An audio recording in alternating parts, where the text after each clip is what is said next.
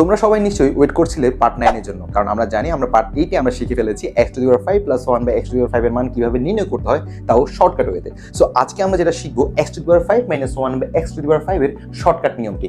So আমাদের কোশ্চেনটা হচ্ছে যদি x - 1 x = যদি 2 হয়, তাহলে x⁵ - 1 x⁵ এর মান কত?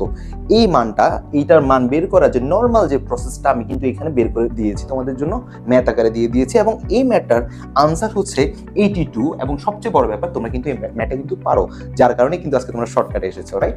সো আমরা লাস্ট ক্লাসে একটা কথা বলেছিলাম, আমাদের লাস্ট ক্লাসে যে ব্যাপারটা ছিল, যদি আমাদের ভ্যালু যদি মাইনাসে থাকে তাহলে আমরা বলেছিলাম সবসময় আমরা তাহলে প্লাস চিন্তা করবো, যদি প্লাস থাকে তাহলে মাইনাসে চিন্তা করবো। সো আমরা যেটা শিখেছিলাম, সো যদি মাইনাসে থাকে তা আমাদের প্রথমত x - 1 x এর যে ভ্যালুটা ছিল সেটাকে আমরা কি করবো, 2 কত করবো, যেহেতু 5 এর এই জন্য আমরা 2 করবো, যেহেতু মাইনাসে আছে আমরা কি করবো, প্লাস করবো, এবং মুখস্থ আকারে আমরা সেম ভাবে আমার যে ভ্যালুটা আছে সেটা আমরা কি করবো, 2 কিউব করবো, এবং যেহেতু মাইনাসে আছে সেম ভাবে আমি বলেছিলাম প্লাস করবো, 2 করবো ইনটু কত, 5।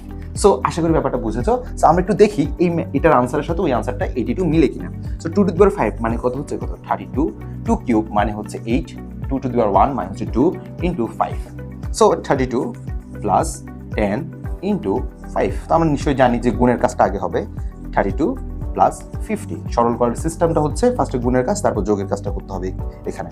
সো আমাদের 50 প্লাস 32 তাহলে হচ্ছে কত, 82। খেয়াল করে দেখি এই আনসারটা কিন্তু আমাদের কি চলে এসেছে। সো তোমরা যারা যারা পারবে, সো আমি এখানে একটা মানটা জাস্ট চেঞ্জ করে দিচ্ছি, বেশি কিছু না, তোমরা জাস্ট নিজেরা প্র্যাকটিস করো। আমি এখানে 5 দিয়ে দিলাম। সো তোমরা x⁵ - 1 x⁵ এর মানটা আমাকে বের করে দাও এবং কমেন্ট বক্সে বলে দাও। Thank you so much, thank you everyone.